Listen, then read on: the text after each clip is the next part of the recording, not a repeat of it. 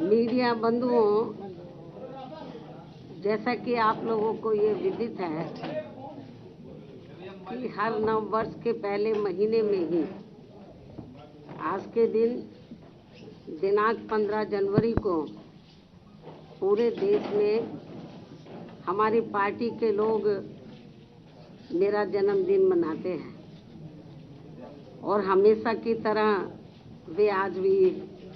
मना रहे हैं। और अब मैं सबसे पहले ऐसे अपने उन सभी शुभचिंतकों का व विशेषकर बीएसपी के लोगों का हार्दिक दिल से आभार प्रकट करती हूँ, जो इस बार भी कोरोना नियमों का पालन करते हुए आज मेरे जन्मदिन को पूरे देश भर में विभिन्न स्तर पर वे अपने महान संतों, गुरुओं एवं महापुरुषों में भी खासकर महात्मा ज्योतिबा फुले, छत्रपति शाहू जी महाराज, नारायणा गुरु, बाबा साहब डॉक्टर भीमराव अंबेडकर एवं मान्यवर श्री कांशीराम जी आदि की मानवतावादी सोच व मूवमेंट को ध्यान में रखकर तथा जिनके बताए हुए रास्तों पर चलकर ही मैंने उनकी सोच व मूवमेंट को आगे बढ़ाने के लिए अपनी जिंदगी भी समर्पित की है, जिसके तहत चलकर ही इस वर्ष भी वे आज मेरे जन्मदिन को जन कल्याणकारी दिवस के रूप में बहुत ही सादगी व संजीदगी के साथ मना रहे हैं। और इस मौके पर हर वर्ष हमारी पार्टी के ये लोग अपने आर्थिक सामर्थ्य के हिसाब से अपने अपने क्षेत्रों में सर्व समाज में से विशेषकर गरीब, कमजोर, लाचार, असहाय व अन्य जरूरतमंद लोगों की विभिन्न रूपों में आर्थिक मदद भी करते हैं और इस बार भी ये लोग काफ़ी मदद कर रहे हैं। वैसे हमारी पार्टी समाज में विशेषकर गरीब, कमजोर, असहाय व अन्य उपेक्षित वर्गों के हित एवं कल्याण के लिए हमेशा ही अति गंभीर, संवेदनशील, ईमानदार व संघर्षरत रहती है, जिसके मुताबिक चलकर ही बीएसपी ने अपने नेतृत्व में यहाँ 4 बार यूपी में अपनी सरकार भी चलाई है। और इस दौरान हमारी पार्टी की रही सरकार ने मेरे जन्मदिन के मौके पर ऐसे लोगों के हित व कल्याण के लिए अनेकों नई जनहित की योजनाएं प्रारंभ की हैं, जिनसे इन्हें काफ़ी मदद भी मिली है। लेकिन ये सब यहाँ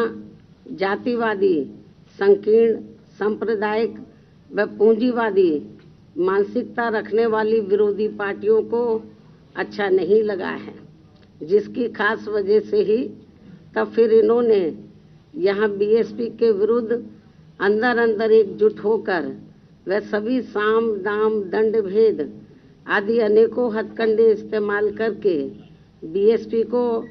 आगे बढ़ने से व सत्ता में आने से भी रोका है। ये भी सर्वविदित है। जबकि ऐसी मानसिकता रखने व नीतियों पर चलने वाली खासकर कांग्रेस, बीजेपी व इनकी समर्थक पार्टियों की वजह से ही अपने देश में यहाँ शुरू से ही गरीबी, बेरोजगारी, महंगाई व भ्रष्टाचार आदि भी लगातार बढ़ रहा है। किसान, मजदूर, छोटा व्यापारी व अन्य मेहनतकश लोग भी यहाँ काफ़ी दुखी हैं और इन सब मामलों में बीजेपी के शासनकाल में तो स्थिति और भी ज़्यादा खराब व दयनीय बनी हुई है, जिन पर पर्दा डालने व लोगों का ध्यान बांटने के लिए ही अब ये पार्टी आए दिन नई व हवाई घोषणाएं करने एवं निवेश लाने के नाम पर भी किस्म की नाटकबाजी आदि करने का ही सहारा ले रही है तथा जिनसे जमीनी हकीकत में यहाँ के गरीब एवं मध्यम वर्ग के लोगों को कुछ भी खास लाभ होने वाला नहीं है। साथ ही इनकी गलत नीतियों व गलत कार्यशैली की वजह से ही अब यहाँ उत्तराखंड व अन्य पहाड़ी बाहुल्य प्रदेश भी काफ़ी ज़्यादा प्रभावित हो रहे हैं। इसके अलावा देश में ज़रूरतमंद लोगों को सही से बसाने की बजाय उल्टा हल्द्वानी की तरह ही अधिकांश उन्हें उजाड़ा जा रहा है। हालांकि हल्द्वानी के लोग तो अभी माननीय सुप्रीम कोर्ट की वजह से थोड़े बचे हुए हैं और अब यहाँ यूपी सहित पूरे देश में कानून व्यवस्था को ठीक करने की आड़ में जो घिनौनी राजनीति की जा रही है, ये सब भी किसी से छिपा नहीं है। साथ ही जांच एजेंसियों का भी देश व जनहित में इस्तेमाल करने की बजाय ज़्यादातर इनका भी राजनीतिकरण ही कर दिया गया है। ये भी देश के लिए काफ़ी चिंता की बात है। इसके साथ साथ पिछले कुछ वर्षों से देश में ईवीएम के जरिए चुनाव कराने को भी लेकर यहाँ की जनता में किस्म किस्म की आशंकाएं व्याप्त हैं, जिन्हें दूर व ख़त्म करने के लिए बेहतर तो यही होगा कि अब यहाँ आगे सभी छोटे बड़े चुनाव पूर्व की तरह सीधे बैलेट पेपर से ही कराए जाए। बीएसपी के मुख्य चुनाव आयोग से तथा केंद्र की सरकार से भी ये पुरजोर मांग व सलाह भी है। और अब मैं अपने जन्मदिन के मौके पर विशेषकर अपने दलितों, आदिवासियों, पिछड़े वर्गों, मुस्लिम व अन्य धार्मिक अल्पसंख्यक समाज के लोगों को आज भी इन्हें फिर से ये याद दिलाना जरूरी समझती हूँ कि भारतीय संविधान के मूल निर्माता व इन कमजोर एवं उपेक्षित वर्गों के मसीहा परम पूज्य बाबा साहब डॉक्टर भीमराव अंबेडकर ने अपने इन लोगों को ये कहा है कि मैंने यहाँ जातिवादी व्यवस्था के शिकार व सदियों से उपेक्षित रहे अपने इन वर्गों के लोगों को आत्मसम्मान व स्वाभिमान की जिंदगी बसर करने तथा अपने खुद के पैरों पर खड़े होने के लिए जो भी इन्हें कानूनी अधिकार दिलाए हैं, तो उनका सही से वह पूरा लाभ लेने के लिए इन सभी वर्गों के लोगों को आपस में भाईचारा पैदा करके वह संगठित होकर तथा अपने खुद के राजनीतिक मंच से जुड़कर केंद्र व राज्यों की भी राजनीतिक सत्ता की मास्टर चाबी इन्हें खुद अपने हाथों में लेनी होगी, क्योंकि अभी तक के अनुभव के मुताबिक यहाँ जातिवादी सरकारों के चलते हुए कभी भी इन वर्गों के लोगों को संविधान में मिले कानूनी अधिकारों का सही से वह पूरा लाभ नहीं मिल सकता है। खासकर आरक्षण के मामले में तो शुरू से ही यहाँ कांग्रेस, बीजेपी व सपा सहित अन्य सभी विरोधी पार्टियां अपने संवैधानिक उत्तरदायित्व के प्रति कतई भी ईमानदार नहीं रही हैं। इसके साथ ही एससी व एसटी के आरक्षण को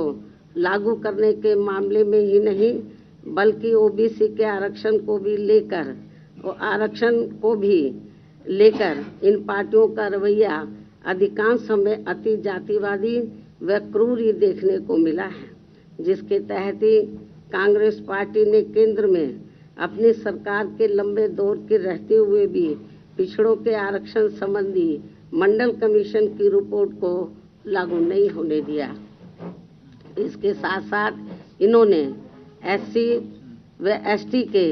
आरक्षण को भी निष्प्रभावी बना दिया और अब बीजेपी भी इस मामले में कांग्रेस पार्टी के ही पद चिन्हों पर चलकर इनके आरक्षण के हक को मारने का भी ये घोर अनुचित कार्य कर रही है, जिसकी खास वजह से ही इस बार यूपी निकाय चुनाव भी प्रभावित हुए हैं। इतना ही नहीं बल्कि सपा की रही सरकार ने भी यहाँ खासकर अति पिछड़ों को उनका पूरा हक नहीं देकर इनके साथ हमेशा छल करने का ही काम किया है, जिसके तहत ही सपा सरकार ने ओबीसी की 17 पिछड़ी जातियों को ओबीसी वर्ग की सूची से हटाकर व उन्हें एससी वर्ग में शामिल करने का भी ये गैर संवैधानिक कार्य करके इन वर्गों के लाखों परिवारों को ओबीसी के आरक्षण से वंचित कर दिया और फिर ये सभी जातियां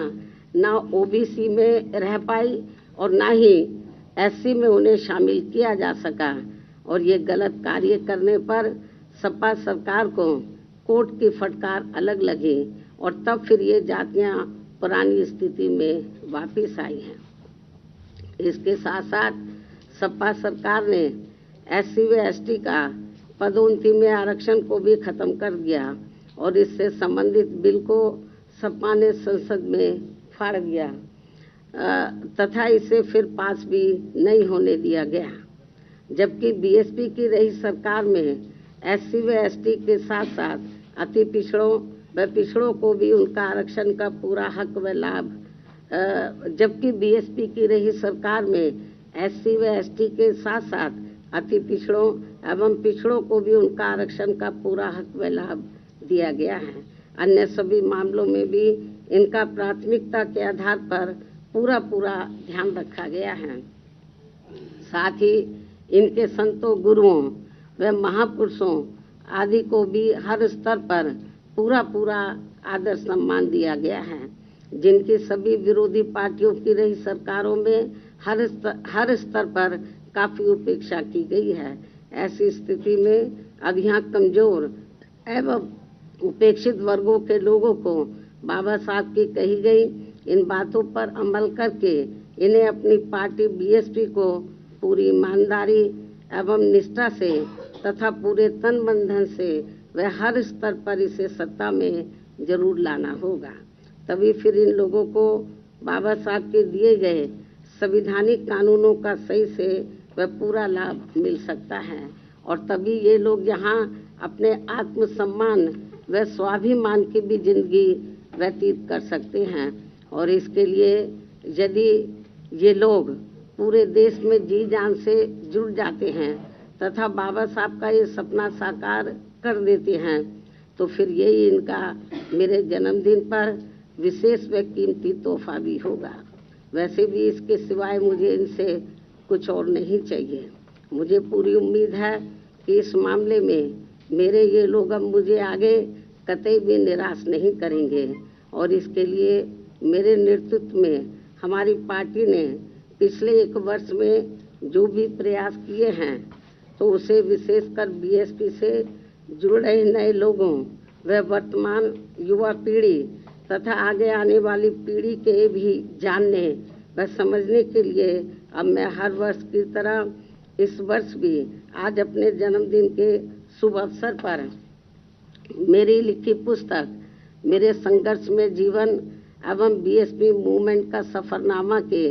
18वें हिंदी व अंग्रेजी संस्करण का, जिसमें मुख्य तौर से 1 वर्ष के दौरान का पार्टी व मूवमेंट के कार्यकलापों व संघर्षों आदि के क्रम में खासकर मेरे सामने आने वाली कठिन चुनौतियों, अनेकों प्रकार के संघर्षों एवं विभिन्न प्रकार के षड्यंत्रों तथा उनसे निपटने आदि का वास्तविक वर्णन व विवरण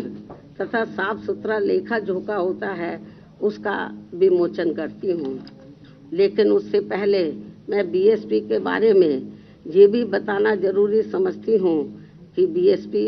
धन्ना सेठों के धन बल पर व उनके इशारों से कोसों दूर रहकर यहाँ विशेषकर मेहनतकश बहुजन समाज के लोगों के हित व कल्याण के लिए समर्पित पार्टी है। इसके साथ ही नेताओं के स्वार्थ पूर्ति से अलग हटकर अपनी पार्टी का मुख्य लक्ष्य एससी, एसटी, ओबीसी व मुस्लिम समाज आदि इन बहुजन समाज को भाईचारे पर आधारित इस बने गठबंधन के बल पर, इस बने गठजोड़ के बल पर व चुनाव जीतकर इनकी सामाजिक एवं आर्थिक स्थिति को ठीक करने का लक्ष्य प्राप्त करना है। इसी सिद्धांत पर सख्ती से चलते हुए अब मैं यहाँ ये भी स्पष्ट कर देना चाहती हूँ कि इस वर्ष सन 2023 में कर्नाटक, राजस्थान, मध्य प्रदेश, छत्तीसगढ़ सहित अन्य जिन भी राज्यों में विधानसभा के वे अगले वर्ष देश में लोकसभा के लिए होने वाले आम चुनाव में भी हमारी पार्टी बीएसपी किसी भी पार्टी के साथ कोई भी गठबंधन करके ये चुनाव नहीं लड़ेगी, बल्कि अकेले अपने बलबूते पर ही ये सभी चुनाव लड़ेगी। और आज पार्टी की ये नीतिगत घोषणा करना मेरे लिए इसलिए भी जरूरी हो गया है क्योंकि खासकर कांग्रेस व अन्य कुछोड़ दलों ने भी षड्यंत्र के तहत बीएसपी से गठबंधन करने का भ्रम जानबूझकर अभी से ही फैलाना शुरू कर दिया है, जबकि बीएसपी ने एक दो बार यूपी आदि राज्य स्तर पर अभी तक जो भी चुनावी गठबंधन किया है तो उससे केवल पंजाब को छोड़कर हमारी पार्टी की तरह उनका वोट हमें ट्रांसफरेबल नहीं होने के कारण फिर बीएसपी को ही हानि ज़्यादा हुई है। इसलिए इस मामले में अब तक के ज़्यादातर रहे खराब अनुभवों को ध्यान में रखकर अब हमारी पार्टी ने आगे विधानसभा व लोकसभा का आम चुनाव भी अकेले ही लड़ने का फैसला लिया है। इन्हीं जरूरी व खास बातों के साथ ही अब मैं पुनः मेरे जन्मदिन मनाने वाले अपने सभी शुभचिंतकों व विशेषकर पार्टी के लोगों का पूरे तय दिल से आभार प्रकट करती हूँ तथा उन्हें नव वर्ष सन 2023 की बहुत बहुत आप लोगों के साथ साथ मीडिया बंधुओं के साथ साथ उन्हें भी नव वर्ष सन 2023 की बहुत बहुत हार्दिक बधाई व ढेरों शुभकामनाएं भी देती हूँ। साथ ही कुदरत से ये कामना किंतु मैं अपनी व पार्टी के लोगों की भी मेहनत व संघर्ष पर ये भरोसा करती हूँ कि आने वाले समय में निश्चय ही सर्व समाज के गरीबों एवं मेहनतकश लोगों के तथा बहुजन समाज के लिए भी वास्तव में सन 2023 का ये वर्ष नया सवेरा बनकर जरूर आएगा और फिर उनके जीवन से जुड़ी बहुत सारी अच्छी उम्मीदें जरूर पूरी होंगी। अब मैं अपनी पार्टी व मूवमेंट से जुड़ी मिशनरी पुस्तक का सफरनामा पुस्तक का यहाँ विमोचन करती हूँ।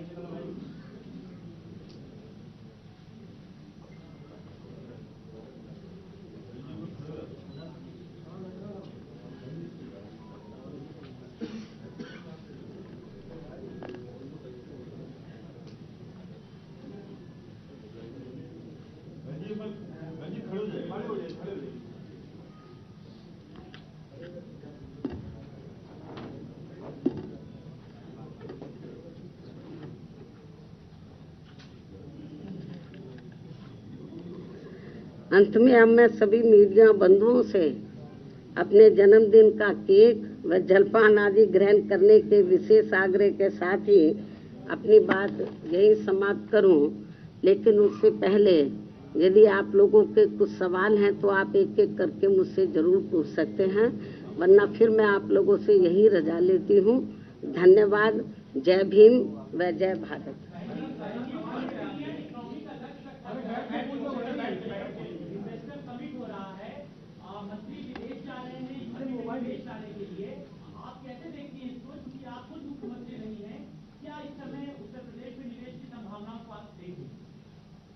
इसका कुछ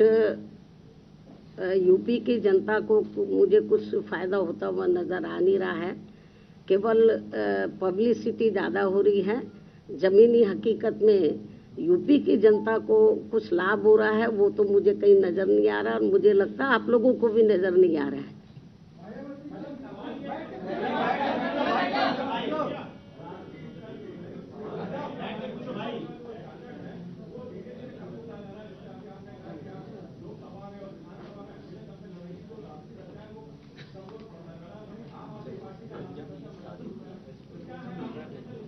ये तो राजनीति में उतार चढ़ाव बातें रहते हैं। अभी जहाँ तक बीएसपी का अपना बेस वोट है वो टच से मस इधर उधर नहीं हुआ है, लेकिन इलेक्शन में कभी कभी जो दूसरा तबका है, खास तौर से जैसे ओबीसी के लोग हैं, माइनॉरिटीज के लोग हैं या अपर कास्ट के लोग हैं, तो चुनाव में इस किस्म के कुछ ये लोग वायदे कर देते हैं कि ये लोग गुमराह हो जाते हैं, जिसकी वजह से थोड़ा सा पार्टी को पिछले चुनाव में नुकसान हुआ है। और लोग तो ये भी कहते हैं कि ये इस बार जो यूपी में असेंबली का चुनाव हुआ, रिजल्ट आने के बाद तो लोगों का ये कहना था कि जिस बस्ती में या जिस पोलिंग बूथ पर, तो जिस एरिया में ज़्यादातर दलितों का ही वोट है या बड़े पैमाने पर दलितों का वोट है, और उन्होंने बीएसपी को वोट दिया, लेकिन जब उस एरिया का मशीनें निकली तो वो वोट कहीं और का निकल आया। तो इसलिए मैंने आपको ये कहा है कि ईवीएम में भी को भी लेकर अब काफ़ी आशंकाएं लोगों में पैदा हैं, तो हो सकता है कुछ ये भी, इसमें भी कुछ गड़बड़ी की आशंका तो है। और मेरा तो यही कहना है कि जहाँ तक बीएसपी के जनाधार का सवाल है, बीएसपी का जो जनाधार है वो कोई कम नहीं हो रहा है। मुझे तो लग रहा है ईवीएम में कुछ गड़बड़ी जरूर है, आशंकाएं किस्म किस्म की पैदा हैं। और नहीं तो मुख्य चुनाव आयोग और सेंटर की गवर्नमेंट सामने आए और वो कराए बैलेट पेपर से चुनाव, मालूम पड़ जाएगा कि उनके साथ कितना वोट है और हमारे साथ कितना है। आप लोगों को मैं ये बताना चाह रही हूँ, आप लोग मेरी बात की तरफ थोड़ा ध्यान दें कि जब से बीएसपी बनी है, 14 अप्रैल 1984 को बीएसपी का गठन किया गया था, उसके बाद जब तक चुनाव बैलेट पेपर से होते रहे तो बीएसपी का जो ना तो वोट प्रतिशत कम हुआ है और ना ही बीएसपी का जनाधार हमें कम नजर आया है, और हमारी सीटें भी बढ़ी हैं। लेकिन जब से चुनाव बैलेट पेपर के स्थान पर तो मशीन के जरिए जब से हुआ है, तब से हमारा जो वोट प्रतिशत है वो प्रभावित हुआ है और हमारी जो संख्या है वो प्रभावित हुआ है। तो कुछ ना कुछ गड़बड़ तो जरूर है। यदि ऐसा नहीं था तो जब तक चुनाव बैलेट पेपर से होता रहा तो तब तक तो हमारी पार्टी का हमेशा हर चुनाव में ग्राफ बढ़ा है, सीटें भी बढ़ी हैं। लेकिन जब से ईवीएम से चुनाव होना शुरू हुआ तब से ये सब गड़बड़ हो रहा है। अब तो हमारे जनाधार पे भी असर पड़ा है। और लेकिन मुझे तो यही कहना है कि कभी कभी ये जो गड़बड़ जो भी लोग करा रहे हैं, लेकिन हो सकता है कि कभी ये गड़बड़ कराने वाले लोग, इनका सिस्टम ही ना फेल हो जाए, मतलब तो जो जिधर से भी ये लोग करा रहे हैं। तो मेरा तो अपने लोगों को यही कहना है कि आप लोग प्रयास करो, पार्टी के लोग प्रयास करें, लोगों को तैयार करें। आज नहीं तो कल ये जो जहाँ से ये सिस्टम शुरू हुआ, आपको मालूम है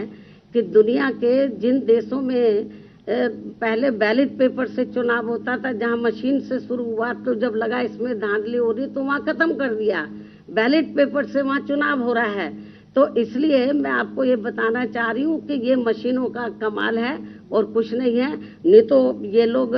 ईवीएम की बजाय बैलेट पेपर से कराएं। तो आप रिकॉर्ड उठा के बीएसपी का देख लो, जब तक बैलेट पेपर से चुनाव होता रहा, हमारा हर चुनाव के अंदर हमारी पार्टी का जनाधार बढ़ा है और वोट का प्रतिशत बढ़ा है और सीटें बढ़ी हैं। और जब से ये मशीनें आई हैं तब से ये गड़बड़ हुआ है। जरूर कुछ दाल में काला है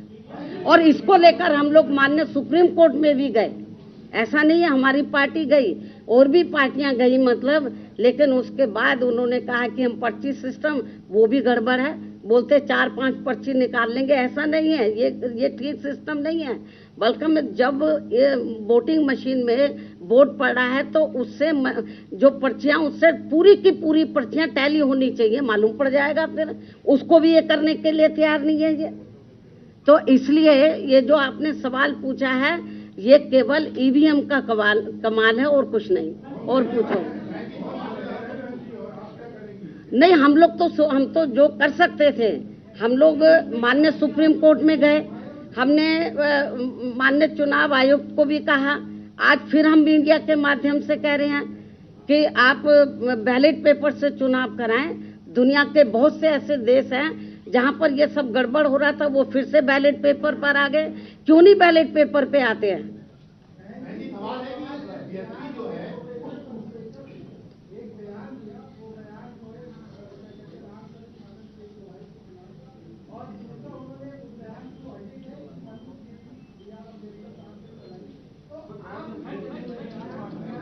देखो, पहले बात तो आपने ये गलत बोला है कि बाबा साहब ने मनुस्मृति चलाई। बाबा साहब डॉक्टर अम्बेडकर ने नहीं चलाई है, ये तो आपको ये करेक्ट कर लेना चाहिए। और उन्होंने किस संदर्भ में ये बात बोली है मुझे नहीं मालूम। यदि मुझे मालूम होता किस संदर्भ में बोली है तब मैं प्रतिक्रिया देती। तो उन्होंने मुझे ये चीज मीडिया नहीं दिखा रहा किस संदर्भ में बोली है, तो किसका रेफरेंस उन्होंने दिया और मैंने सुना नहीं है। और जब तक वो किस संदर्भ में बोला तो कोई प्रतिक्रिया करना ठीक नहीं होगा।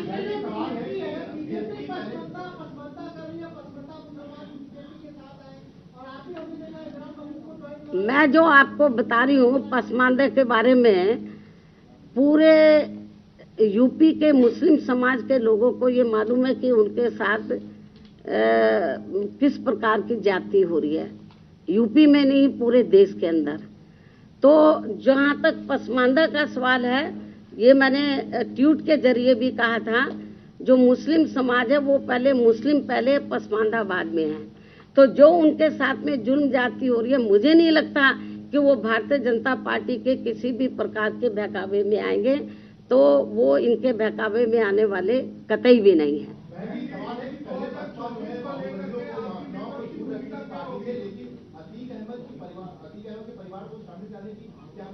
परिवार, जहाँ तक अतीक अहमद को तो हमने नहीं किया है शामिल, उसकी औरत को क्या, उसकी औरत कौन सी माफिया है?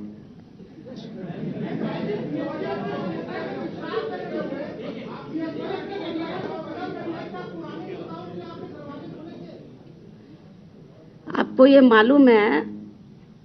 जो पुराने नेता गड़बड़ हैं, हम लोग तो जिनको किनारे कर देते हैं उनको लेते नहीं हैं हम। और अब दूसरी पार्टियों के पास नेताओं की कमी है, तो जो बीएसपी के जो निकाले हुए लोग हैं, चाहे तो कांग्रेस है, चाहे सपा है, चाहे बीजेपी, वो उनको लेकर घूमते रहते हैं।